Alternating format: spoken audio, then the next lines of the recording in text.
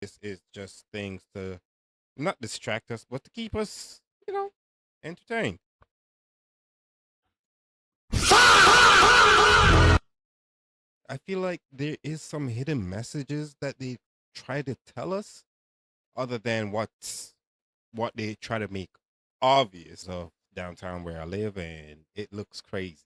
Especially that Ghana game last week, man. Much as, people say what they say, this dude is 41 to 42 years old. And to see how many brothers love Messi, eh? Show you the left hand, just so you do not look at what the right hand is doing. But, brother, some sort of common sense and logic had to pop up somewhere to say that, huh? What it do, what it do, what it do, my good people. Welcome back to the channel again. So, as we know, the FIFA 2026 World Cup is underway. But you boys know sports enthusiasts. But then again, I'm in a country, one of the countries that's hosting it. So it feels good to see the different, ethnicities and the diversity of everybody coming together and stuff like that. It's a shame that I haven't been down there yet. But in a little bit, y'all gonna get a few clips of, what it's like over here with everybody moving back and forth and all the celebrations and all of that. So before we jump in all of that, I want to give a shout out to my commenters, Bendicia, Vic, and Carla. Man, I appreciate y'all, man. Y'all don't even understand. And you, if you're watching this and you're not subscribed as yet, either way, drop a comment down below and I got you. And then to the rest of my subscribers, y'all already know the deal, right? So let's jump into this and see what everybody's excited about. Year's World Cup just by looking at the logo. We all know the Super Bowl conspiracy. Every year they give us the Super Bowl logo at the beginning of the year, and the colors from that logo happen to be the colors of both teams that end up playing in the Super Bowl. We all know there's a script for the NFL. Well, FIFA has a script too, and it's right in front of our faces, and it's been very obvious this whole time. However, the World Cup logo itself is always black and white. But what you might not know is that every World Cup has official colors. And those colors just happen to correlate with the winner every single year for at least the last 3 World Cups. In 2022, Argentina won. These are the official World Cup colors for 2022. That's Argentina's flag. Blue, yellow, and the outline of the sun is that exact dark maroon. Then in 2018, France won. You can't tell me that these colors don't match France. I mean, their jerseys are that exact dark and light blue. Their away kits are the white and cream. And then you have the red from their flag. In 2014, Germany won. And this one, I feel like people are gonna say this is a stretch. I don't think so. That is the exact yellow and red tone from the flag. And if you didn't know, Germany's away kits are green. This year's colors, green, blue, red, and then 2 shades of gray. My first thought, an underdog team, but Morocco. However, they are missing the blue. I think the more obvious option is Portugal. You might be thinking, well, Portugal is red and green, but they also don't have the blue. I challenge you to zoom in on their flag. Those dice looking things, which I'm not sure what they are not black, they are navy blue. So if you believe in conspiracy theories or just, I don't know, facts, Portugal is winning the World Cup and FIFA leaked the script. They wrote the script, they wrote it in. Portugal's winning this year. I can tell Some parts can be a stretch, but I mean, like, this is sports. It is entertainment.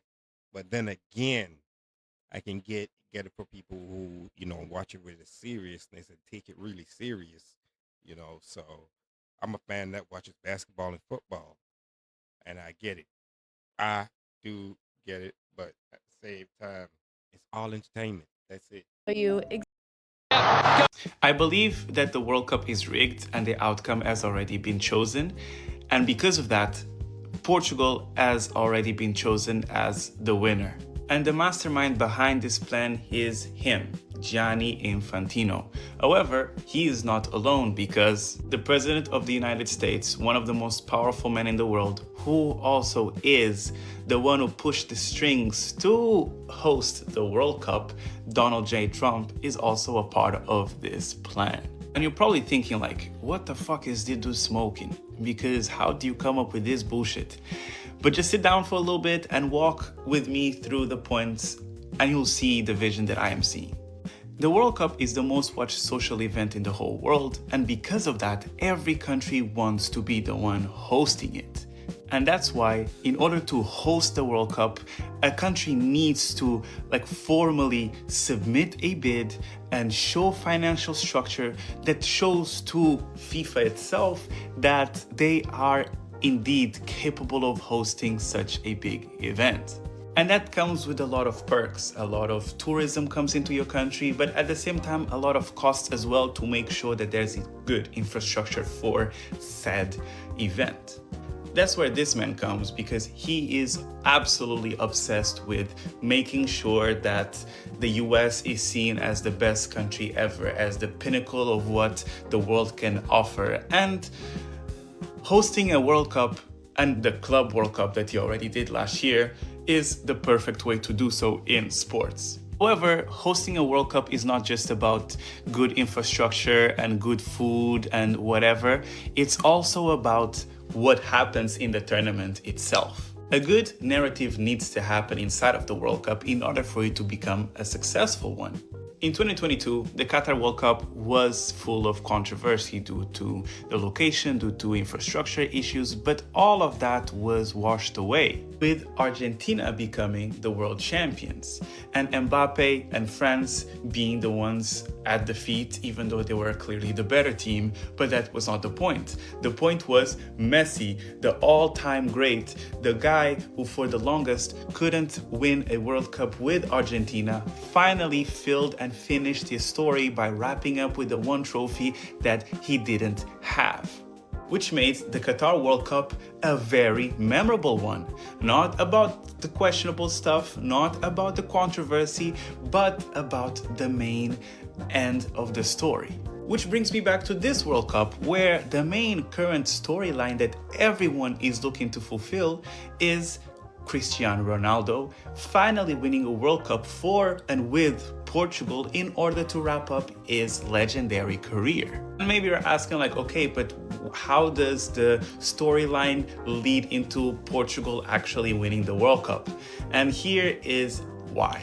In late 2025, Donald Trump and Cristiano Ronaldo met up at the White House in this black tie dinner event that Trump was hosted, and I personally believe that a lot of business was discussed in this meeting, and one of the business that was being discussed was the fact that he was planning to have Portugal as the winner of the World Cup, spearheaded by Ronaldo. And the fact that Portugal probably has one of the strongest squads coming into the World Cup perfectly matches this vision that Trump and Infantino have been trying to create. And in this scenario, everyone is a winner. Gianni Infantino is a winner because he solidifies himself as a good president for FIFA by hosting several good World Cups. Donald Trump gets to boast about how good the World Cup was and how America brought success and greatness to football. Portugal and their golden generation gets to win a trophy that they've been looking for and searching for years. And Ronaldo finally gets to win his one international trophy that was the last one missing in his cabinet. This is not me wanting to discredit Portugal for possibly winning the World Cup, because they absolutely have the ability and the squad to do so. But knowing the people behind and the decision makers, this could very well be the truth. I believe. Hey, as I said, this is sports, right? We don't know what's really going on in the back or backstage, or what would they say? I can't quite get the word, but at the same time, we know that all of this is entertainment. All of this is just things to not distract us, but to keep us, entertained. So, as somebody who watches a lot of sports, I started recognizing certain things, and I don't really, feed too much into it anymore. all it is to me is entertainment, nothing more. I don't get mad. I don't get sad about certain things when it comes to the sports shit, because at a certain point you have to recognize what they're doing. Simpsons has already predicted the winner of the 2026 World Cup. In an old episode, Homer is seen glued to the TV, watching the World Cup final, while the entire family is gathered around, with flags of their favorite team filling the room. But the strangest part is that the nations everyone expected to see in the final were eliminated early on. Brazil was knocked out in the early stages by an underdog no one saw coming. Argentina was eliminated in the quarterfinals by a country that had never reached that stage before. As for France, they lost on penalties after a highly controversial match. A national team that no expert had placed on their list of contenders managed to reach the grand final.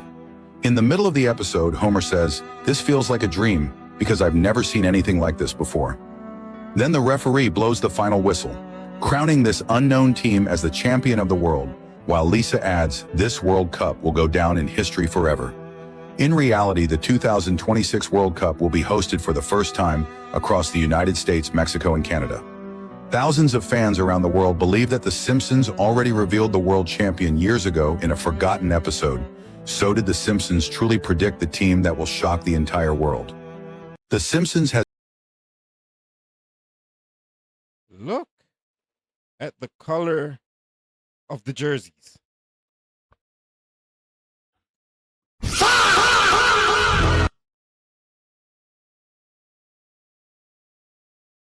Free game. Yeah. The World Cup opening ceremony was darker than people think. Take a look at this. It all started with the all-seeing eye gesture, one of the most recognizable symbols tied to hidden knowledge, illumination, or spiritual power. Then things escalate as the ceremony moves into something much older. Aztec sunstone imagery. And this is not just decoration. The sunstone is tied to ancient pagan cosmology, sun god worship, and sacrifice. And this is where it moves from hidden spiritual language into ancient ritual. There is a golden idol on what looks like a pyramid altar before the nations. In the Bible, we see that King Nebuchadnezzar of Babylon raised a golden image and commanded the nations to worship it. A golden image, a global crowd, and collective worship. Then comes the second Babylon parallel. The imagery shifts to another woman standing over the world in scarlet and purple tones. Revelation 17 describes Mystery Babylon as a woman arrayed in purple and scarlet over all the people, nations, and languages, holding in her hand a golden cup full of abominations. But finally, the ritual concludes with humanity stacked upward like a modern Babel moment, and all the nations gathered around one globe. One world, one circle, one system. This is not about fearing symbols. It's about discernment. Let's not forget that in the end, it's not idols and false gods that will get worshipped by the nations. Every knee will bow and declare that Jesus Christ is Lord. The World Cup opening ceremony. Man, I be like stuff like this. I do tend to take heed with them, because if you watch stuff like the Super Bowl as well, I feel like there is some hidden messages that they try to tell us, other than what they try to make obvious. But if you really do look deeper, there's a bigger agenda, and I will say each year they reveal more and more about themselves. But I ain't getting too deep in that. Ceremony was darker than. I'm not even going to lie. Canada has changed. A whole lot about the country has changed because we are co-hosting the World Cup. Coupled with the fact that we won, we haven't lost any game. But the city, the vibe in the city has totally changed. If you're in the country, try and come out.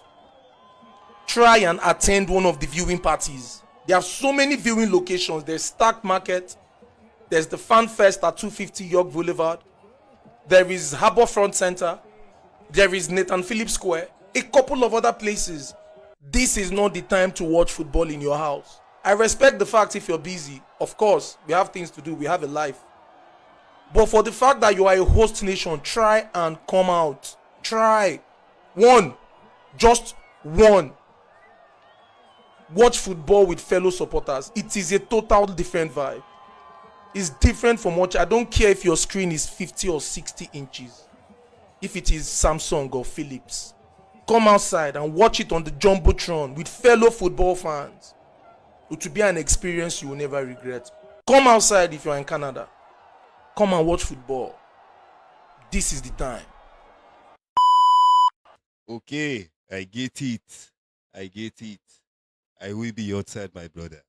But all jokes aside, man, I have to attend one of these festivals, because over here they have the thing called the Fan Fest, where they do charge us, but at the same time they drop a few tickets, free tickets, as they say, to go watch some of these games and celebrate with some of the fans along with yourself. So yeah, as I was telling y'all, I'm gonna go down there with my camera on my vlogging channel. You guys look for that sometime this weekend into next week because I have to do editing and stuff like that.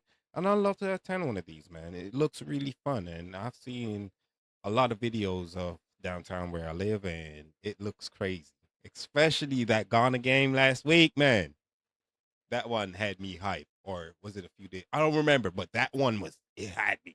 So I have to be down there. I'm not even going. Pirlo, Gattuso, Totti, but it's Portugal on the circuit. Bruno Fernandes, Cristiano Ronaldo!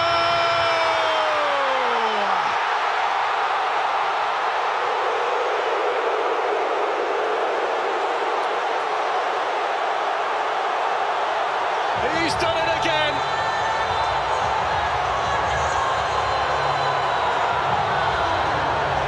Just Man, as much as, people say what they say, this dude is 41 to 42 years old. And he's still doing stuff like this, man. That's crazy. Pirlo. Can someone explain why literally every Latino becomes a hater when Argentina plays? Like, I understand, like, Brazil and they have that whole rivalry, but I swear it doesn't even matter. Like, every other Latino country, I feel like, has this, like, collective hate towards Argentina. It's because Argentina is racist as shit. And you feel discomfort from racism. But you don't want to acknowledge the racism part. So you get a silent discomfort that many people do feel when they refuse to acknowledge something is racist. Because at the end of the day, whether you are the light-skinned Colombian or the dark-skinned Puerto Rican or the tan Dominican, you go over to Argentina, you're going to be treated as a Negro. You're going to be treated as such. And that bothers some Latinos because you have this fraction of Latinos that want to assimilate to that thought process of how Argentina also feels and refuse to acknowledge their African or indigenous ancestry. On top of the monkey noises that Argentina makes at black players, let's just move that out the way. Argentina genocided the whole black and indigenous population. This is why you don't see too many black or indigenous people in Argentina. They had them. And now whether you want to call it bad policies or breeding out, whatever you want to call it, essentially it was a target effort to eliminate their dark-skinned population. And even when you don't know the history, you still feel the discomfort culturally. Can someone Wow. I was not expecting to go through a history class on FIFA, watching FIFA videos, but damn. I was 30-something years old when I found this out. I didn't know Argentinians got down like that. And to see how many brothers love Messi, eh? explain? Brother, am I hallucinating? Am I seeing this correctly? Morocco and the Netherlands somehow got matched up in the round of 32. As in, the 6th best team in the world is playing against the 7th best team in the world in the round of 32. As in, Morocco, who tied Brazil and won both of their other matchups and hasn't lost a match in all competitions in their last 31 games, is playing the Netherlands, who tied Japan and then beat Tunisia and Sweden by a combined 8-2. What have the script writers done? This is simply egregious. And by the way, if you want to stay updated on the World Cup, make sure you're following. Bro, Morocco made it to the semifinals of the last World Cup, and they're probably better this year. And the Netherlands have not lost a World Cup game in the first 90 minutes since 2006. It's been 20 years. Fellas, who are we taking in this matchup? I think I'm rolling with the Netherlands. I personally feel they got robbed against Argentina in the last World Cup. I don't care what anyone says. And they just feel destined for a deep run this year. Maybe it's just me, but truly, this is absolute cinema. A real toss-up in the round of 32. Brother, am I... Man, soccer is wild. You say 30-something games Morocco never lost? And the whole time I thought, wow. Wow. As I said, I'm no sports enthusiast. You can ask me about football, you can ask me about basketball, but when it comes to soccer, man, I'm a newbie. Damn. I hallucinate. Yeah, I got a lot of love for Mbappe, but I'm not a fan of the hat trick farming. Okay, we get our first 2 goals, we let our boy Dembele score, and then all of a sudden, the fuckery begins. I understand we all want the golden boot, but fuck! Get a load of 12 here, he's not even thinking about scoring, right? It's Mbappe, Mbappe, Mbappe the whole way. Did I tell you what? Do you know why Lionel Messi is the only player wearing customized white boots at the World Cup, while almost every other player, including Mbappe, is wearing pink boots? You must have noticed it. Everywhere you look in the 2026 World Cup, players are wearing pink boots. Mbappe is wearing pink boots. Vinicius Jr. is wearing pink boots. And hundreds of other players are wearing pink boots. But why is Messi not wearing them? Before I explain, answer this question. Which World Cup moment was greater? Messi's hat trick against Algeria or Ronaldo's hat trick against giant Spain? The most comments will win the debate. Now here's the reason.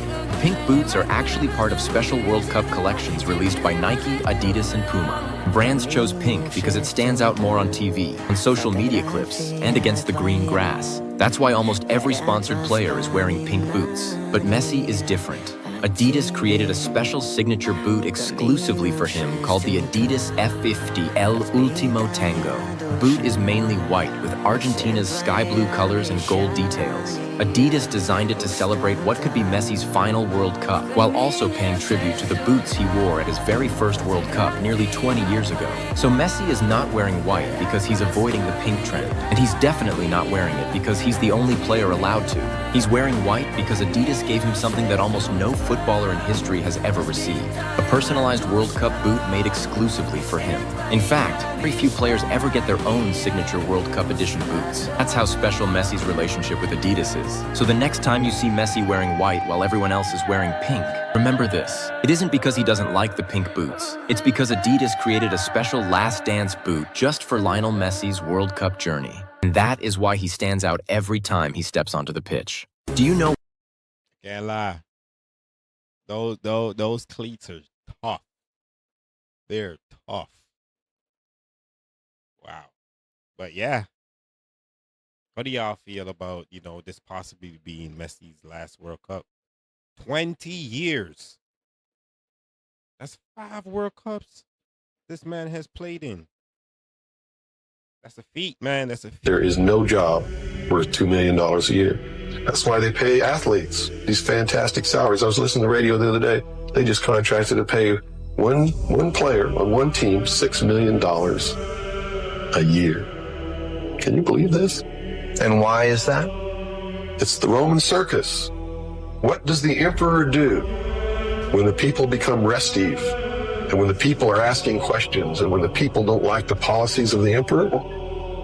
He sends them to the circus. He creates a circus. He builds a giant coliseum.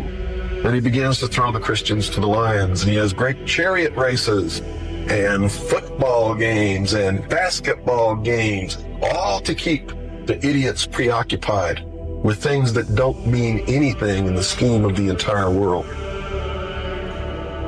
so that they don't have the time to learn what the truth is, so they don't ever get smart enough to learn how they're being manipulated, so they don't ever question the emperor. 150 of the most powerful men and women in the world can meet in secret in Baden-Baden, Germany, and plot the fate of billions. And nobody even cares about it. But 6 football players go to lunch together, and it's in the headlines across the country. You have a reflection of the society in which that exists. Show you the left hand, just so you do not look at what the right hand is doing. A lot of us know this. Most of us know this.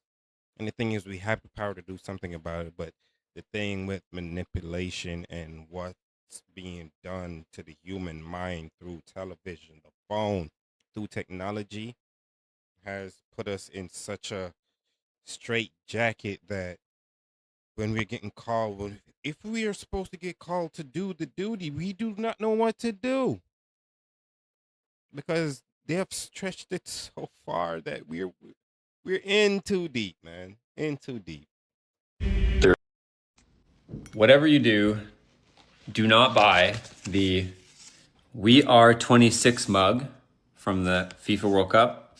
This is the Vancouver one, but do not buy it. I spent $33 at the Vancouver airport buying this. It's a normal white mug. There's the handle. Normal white mug that you, like a normal person, would put in the dishwasher before you use it for the first time, and then in the dishwasher after that when you use it. And guess it's only going in the dishwasher once, because the next trip it's making is to the garbage. FIFA literally sold for $40 a mug with stickers on it. This has got to be a joke. Whatever you do, I don't want to be ignorant here, and I don't want to assume anything here. But brother, some sort of common sense and logic had to pop up somewhere to say that, maybe this is for decoration.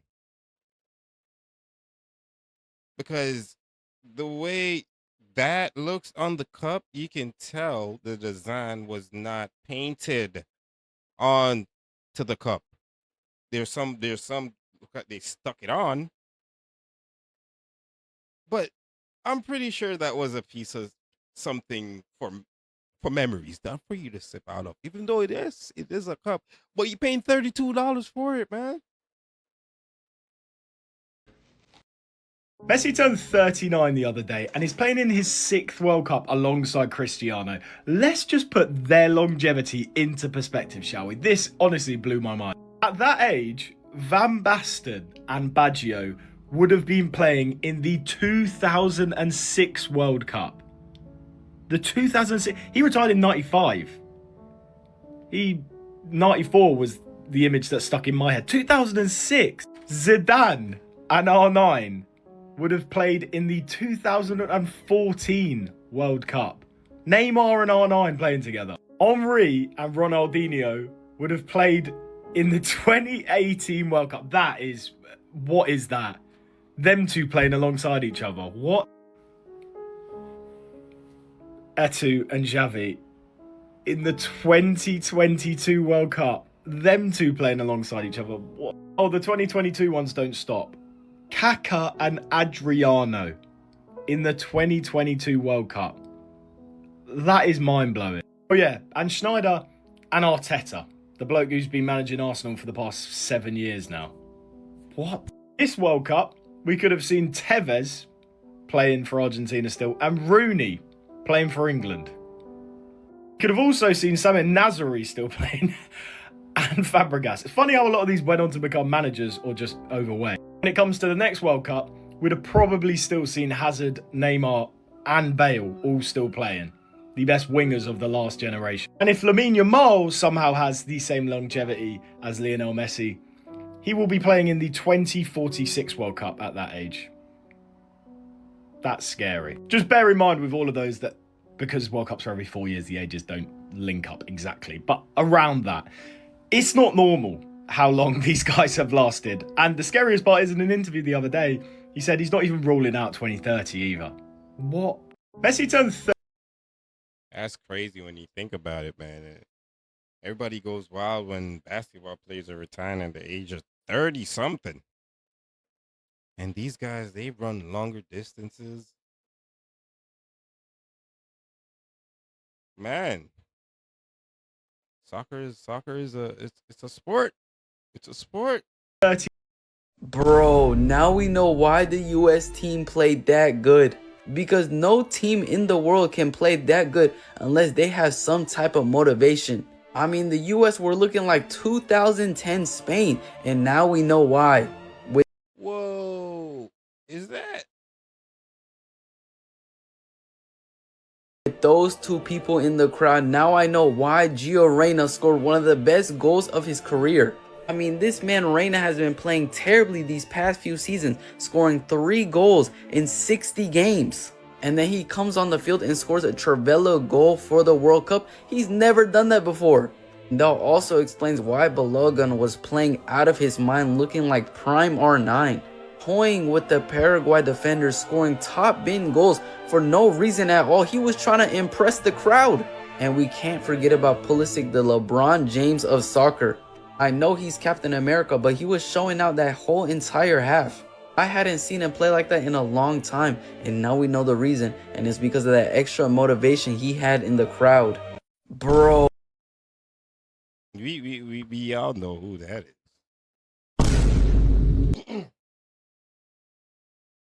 I don't see how Mia Khalifa is getting a goddamn front seat to the FIFA World Cup, but hey, I think she's dating some dude, or if she's pregnant for some dude. I don't know, but this is weird to see. It's weird to see, but hey, I ain't gonna knock her about this motivation. There's a reason why she's front seat, man. Donna, what do you think who will win? What do y'all think? Before this even starts, drop your comments down there. Me, I got Ghana. Either way. Write your prediction in the comments.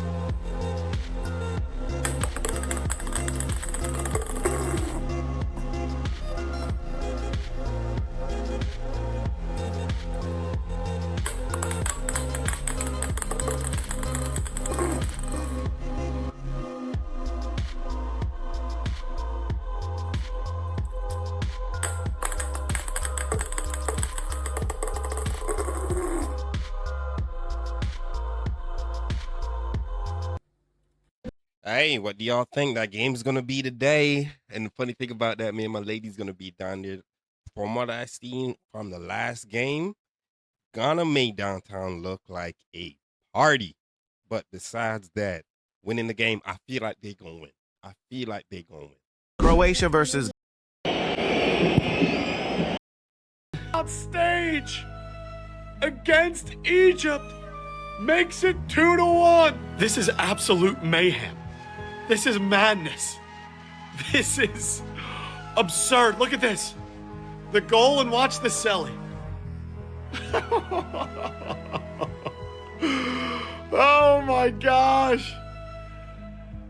The celebration like none other. There's people getting injured. Pull out a red card on the celebration. I mean, this photo would have went platinum tonight. This man would have gained 20 million followers tonight. Like he's the Cape Verde goalie. This would have been history in the making. But hold the phone. They review it, and they're taking away the goal. No goal. Holy draw. Holy draw. Put the jersey back on. Take off the fucking sunglasses. I mean, look at this. You want to talk about a game of inches? If this man's wearing a size 7 instead of 12, Iran is in the knockout stage. Holy shit. The draw lives on. Ladies and gentlemen. Damn. By a few inches. Man, this is like losing your parlay by one leg. I would. Oh, the game's never over till it's over, y'all, man. If you saw this, at the World Cup opening event, there's the map of the United States with the sideways letter A, and it was the opening ceremony, a bunch of different musical performances over the weekend, and this, I'm telling you, this is really interesting symbolism. I don't listen to mainstream pop music, but there's a guy named Future and then Tyla, I don't even know who they are, but when they start singing and they're saying, there ain't no stopping it, there ain't no stopping it, you see the letter getting rolled out and spread over the United States, and there's all this symbolism with World Cup or Olympics. There's always these weird ceremonies that happen. And I need to show you what is going on here because there's something occult that just means hidden, but there's a lot of hidden symbolism and ceremony and weird stuff that goes on. Because again, what are the odds of them drawing the letter A like this over the United States? It's almost exactly positioned where it needs to be. This was the solar eclipse omen the United States saw from 2017 to 2024, and I've written obviously about this extensively. Let me just show you what we're talking about. If you go back in history to the days of the prophet Jonah, it just so happens that this 7-year eclipse pattern was also present during the Assyrian Empire right here in purple. Ancient Assyria saw the same triple eclipse omen, just like the United States has in these last days. As you can see, there's the triple solar eclipse omen. Here's just a chart with the years of mankind. I show you how that all works in the book, but it's amazing that, yes, America has now seen what historically was the sign of Jonah. This is extremely important for walking into the future wisely, guys. Bible Prophecy Secrets. Grab your copy in the TikTok shop. We are the generation of the end. The top levels of the ruling class understand what's about to happen, and God has shown us a sign, and you need to be able to discern what it's all about in order to walk wisely into the future the way God wants you to walk. So I'm not sure if you saw this. Well, that was very deep. Yeah.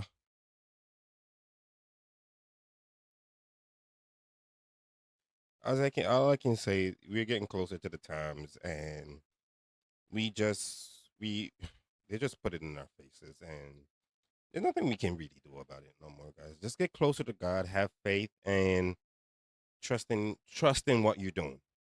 That's it. Because all of this is too much. Have FIFA and Adidas created a ball for the World Cup that is harder for goalkeepers to save on purpose? Because we've already seen a record number of goals at the 2026 World Cup, and now some of the game's biggest goalkeepers and former goalkeepers in Joe Hart are starting to get a bit suspicious. Because I saw our good friend Joe Hart breaking this down on the BBC the other day, but one thing it had me wondering was, why is it actually happening? What Harty Boy is saying that's made him suspicious is that it's not the shots that are right in the corner with loads of curl and lots of spin, it's ones that are direct and at the keeper's height. You know, the type of shot that professional goalkeepers are normally able to save, but this time round, that's not happening. And so now people are beginning to compare this year's World Cup ball, the Adidas Trionda, to the 2010 World Cup ball, the Adidas Jabulani. You remember the Jabulani, right? The football that every goalkeeper at the time said was completely unpredictable to try and save. But this World Cup's Adidas Trionda is nothing like the Jabulani. In fact, it's nothing like any other football we've ever seen before. You see, professional footballs before would normally have like 16, 24 or 32 panels, but this year's Trionda has only got 4. But it's not even the panels that are the most important part on this ball, it's actually the seams, because this year Adidas completely changed their seam layout. This means that the grooves and textures on this ball are nothing like we've ever seen before, and according to a new aerodynamic study, it completely alters how air travels around the ball when it's mid-flight. Then when scientists put the Trionda in a wind tunnel with the same conditions and same speeds, just rotating it into different positions, so just a different side of the ball facing the airflow each time, they discovered that different sides of the ball facing the airflow produce different aerodynamic results. In fact, under powerful longer kick conditions, they discovered that when the ball was rotated before the kick, it traveled 5 meters further, which is really interesting because one thing you see before players take a set piece is them maneuvering the ball around so they can find a sweet spot. But obviously football isn't built on set pieces, so those test results can't really dictate that this is exactly what's happening in matches. But what it does tell us is that the Trionda doesn't have a consistent set of aerodynamics. Its flight will change dependent on how the seams and grooves interact with the air. And that's how scientists also discovered that the Trionda acts differently during something called the drag crisis. This is when the airflow around the ball mid-flight suddenly reorganizes itself, causing a massive drop in drag, aka slowing down. But then these scientists discovered that this drop of drag, or the drop in speed as the ball moves towards the goalkeeper, happens a lot later. And so if you're a professional goalkeeper acting on years of muscle memory and then you get a completely new ball with a completely different drag, it means that you might be a split second off. And that split second difference between the ball leaving the attacker's foot and it reaching the goalkeeper's hand because because these new Trienda balls are faster can be the difference between a save and a goal. And some people might talk about the technology in this new Trienda ball and the fact that there's a much bigger chip that might make the ball heavier, but I don't actually think that's causing any difference. And what could also be impacting this new and weird ball even more is the fact that this World Cup is being played across different parts of North America, which means that the same new weird and wacky ball, which we've already established acts completely different in different circumstances, is being asked to perform across so many different heats, humidities, altitudes, and environments. But the question now is, did FIFA and Adidas do this on purpose? Probably not. But one thing they did do was set out to make the fastest, most technologically advanced football we've ever seen, and sometimes that can cause some issues. But hey, if pushing the aerodynamics of a football creates more spectacular goals, moments, and viral clips, then so be it. And if you did enjoy this video and you learned something, be sure to give me a like, a repost, but most importantly, give me a follow. Yo! Yeah, I was hearing that this new soccer ball, mind you, I don't know much about soccer, but one thing I did hear is that they could charge the ball because there's a tracker in there to help them, I guess, track how much. I forgot what the full information was about, but I've heard about this situation with in basketball as well, where they have magnets inside the basketball. It is so ridiculous in a reach in a lot of times, but then again, you never know what these millionaires are doing in the background, right? So I don't really think that there's anything too suspicious about that. But hey, for my soccer enthusiast, tell me if any of this really matters. Oh, have FIFA... Somewhere inside a sportsbook's monitoring system, an algorithm flagged something strange. Not a goal, not a red card, a yellow card. One that hadn't happened yet. That's the story nobody expected to be talking about during FIFA World Cup 2026. Not ticket prices, not travel chaos. Something quieter, and in some ways more dangerous. A growing integrity scandal involving suspicious betting patterns, flagged players, and a tournament that's supposed to be the biggest in football history. So what's actually going on here, and how worried should fans be that some of what they're watching on the pitch isn't entirely what it looks like? Let's start with the basics. FIFA World Cup 2026 is the first World Cup hosted across 3 countries, the United States, Mexico, and Canada. It's also the first 48-team World Cup in history. Bigger format, more matches, more storylines. But bigger also means something else. More games for bettors to wager on, and not just on who wins, on corners, on throw-ins, on which player gets a yellow card and in which half. This is called spot fixing. It's different from match fixing, where the result of a game is manipulated. Spot fixing targets a single moment inside a match, often something small enough to go unnoticed by almost everyone watching, except the people who placed a bet on it. And in the lead-up to this tournament, integrity experts started noticing patterns they didn't like. Here's where things get interesting. Just weeks before the World Cup kicked off, Ivory Coast forward Eli Wahi became the center of an active investigation. According to reporting from The Athletic, authorities began looking into Wahi after multiple notifications flagged suspicious betting activity tied to him receiving a yellow card during a French league match for his club Nice against Metz. The yellow card came in the 35th minute after a late tackle. On the surface, nothing unusual, but the betting patterns around that exact moment raised enough concern that Wahi was brought in for questioning. He was later released, and importantly, he has not been charged with any crime. The investigation is still ongoing. But for a few tense days, this story briefly threatened to keep him out of the tournament entirely.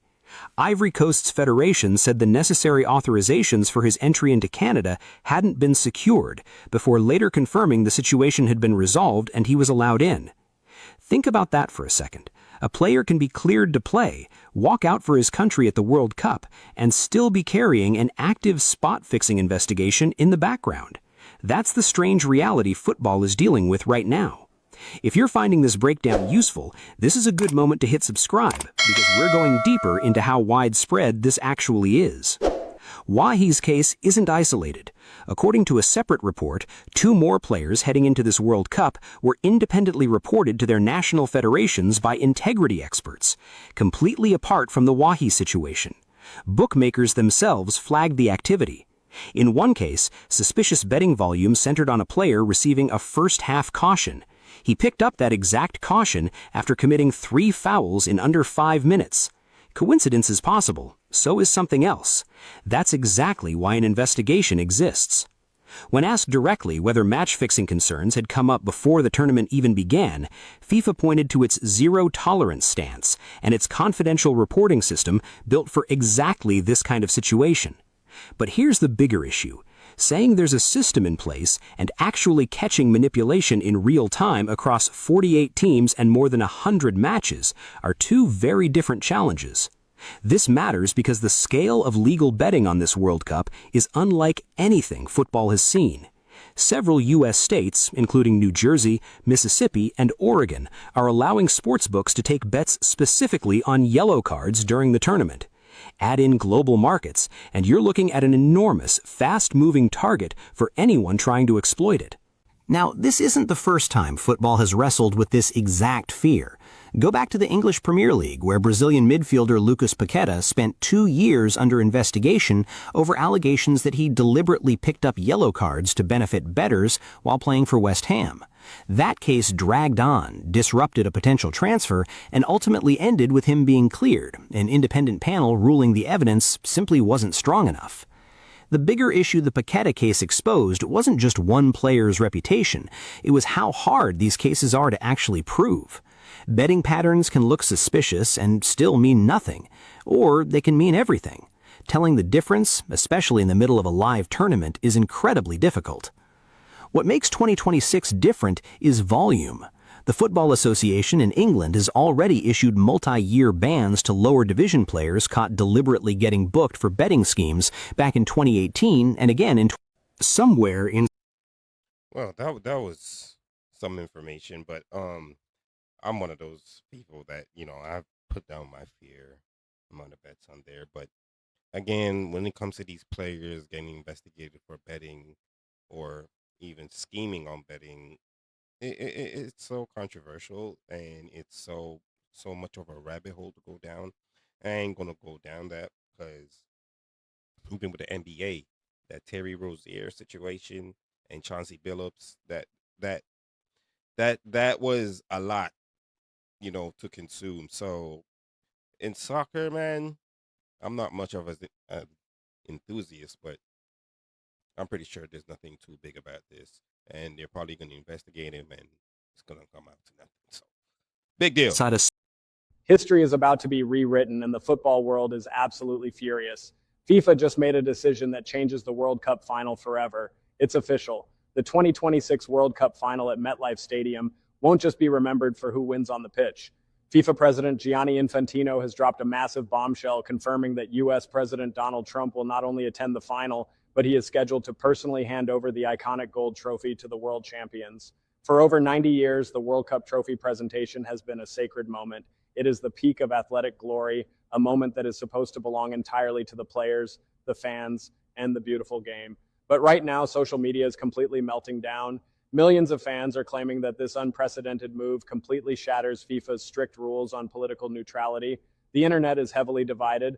One side is absolutely outraged, arguing that inserting one of the most polarizing political figures into sport's biggest podium completely hijacks the victory. They're calling it the ultimate PR stunt. Rumors are already swirling that several European and South American football federations are privately furious, terrified that politics will overshadow their players' lifelong dreams.